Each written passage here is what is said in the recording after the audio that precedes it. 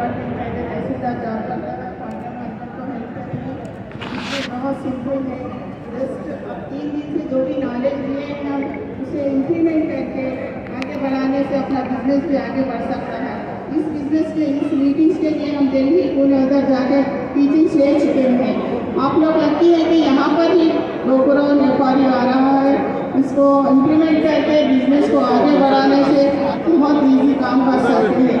और ये बिजनेस ऐसी इनकम तो है मेरे पास, ऐसी इनकम के लिए बिजनेस करूँ। थैंक यू जी। మొహమ్మద్ షఫీ నేను సంగారెడ్డి నుంచి ఉన్నాను. నేను ఒక guest head master 3 years back retire కావడం జరిగింది.